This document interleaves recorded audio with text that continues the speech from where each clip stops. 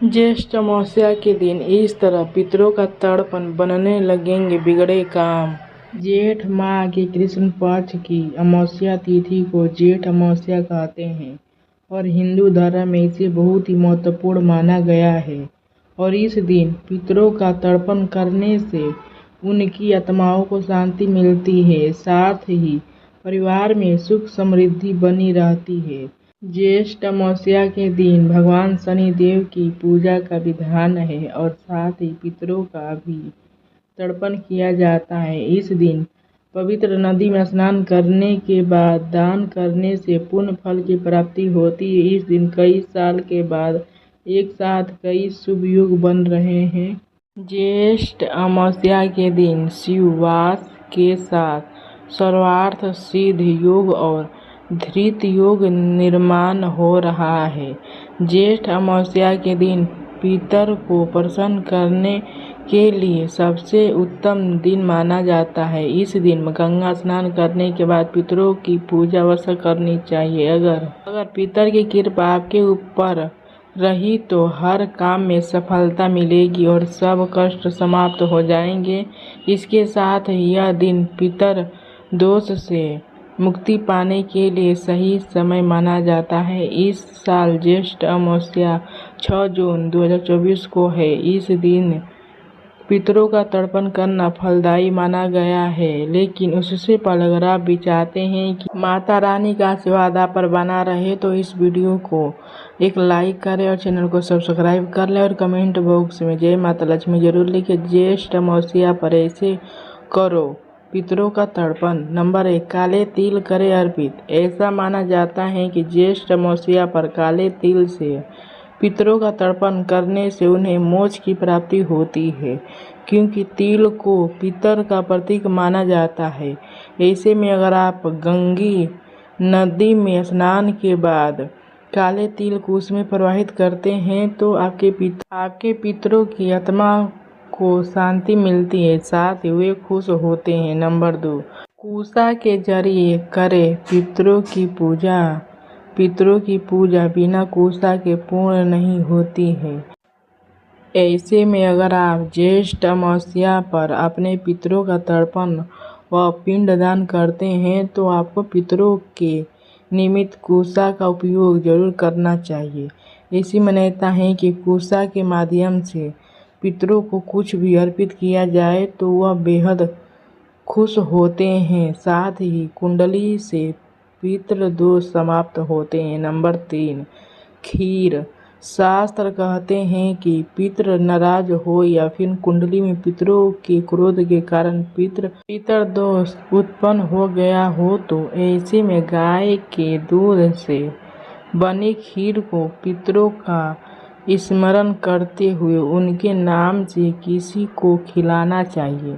साथ ही थोड़ी सी खीर कौवे को भी देनी चाहिए, इससे पितर शांत हो जाते हैं। नंबर 4, सुखी गृहस्थी के लिए ज्येष्ठ अमावस्या पर पीपल, बड़, आंवले, नीम का पौधा लगाने की परंपरा है। नियमित रूप से इन्हीं पौधों को लगाने के बाद सेवा करने से पितर खुश होते हैं। इन्हें घर या आसपास लगाने से जीवन में सकारात्मक ऊर्जा का संचार होता है, वैवाहिक जीवन में मधुरता आती है। नंबर 5, घर में वृद्धि। कहते हैं अमावस्या पर पूर्वज किसी भी रूप में धरती पर आते हैं। पितरों को प्रसन्न करने के लिए इस दिन ब्राह्मण को भोजन कराएं, साथ ही कौवे, गाय, कुत्ते, चींटियों को भी खाना खिलाएं। इससे पितरों को भोजन प्राप्त हो जाता है। धन में वृद्धि और तनाव से मुक्ति के लिए यह उपाय लाभकारी है। ज्येष्ठ अमावस्या शनिदेव को प्रसन्न करने के उपाय। नंबर 1, दान से संवर जाएगा भविष्य। शनि जयंती पर किसी जरूरतमंद की आर्थिक मानसिक रूप में मदद करने पर शनिदेव बहुत प्रसन्न होते हैं। इस दिन गरीबों को छाता, जूते, चप्पल, काला तिल, काले कपड़े, जल से भरा घड़ा, लोहा दान करें। ऐसा करने से शनि की 7.5 और ढैया से मुक्ति मिलती है और आर्थिक समस्याएं भी दूर हो जाती है। नंबर 2, तरक्की की राह होगी आसान। शनि जयंती पर शमशान घाट में लकड़ी का दान करें। मान्यता है इससे तरक्की की राह आसान होती है। साथ ही शाम को पीपल के पेड़ के नीचे सरसों के तेल का दीपक जलाकर ओम प्राम प्रीम प्रो स शनिचराय नमः पितृ को प्रसन्न करने के लिए बस कर ले इस मंत्र का जाप। कई लोग इस दिन गंगा स्नान नहीं कर पाते हैं तो घर में ही गंगा जल मिलाकर स्नान करें। इसके बाद पितर का तर्पण करें। पितर तर्पण में घी जौ अक्षत होना अति आवश्यक होता है। इसके साथ ही पितर को सफ़ेद पुष्प अर्पण करें।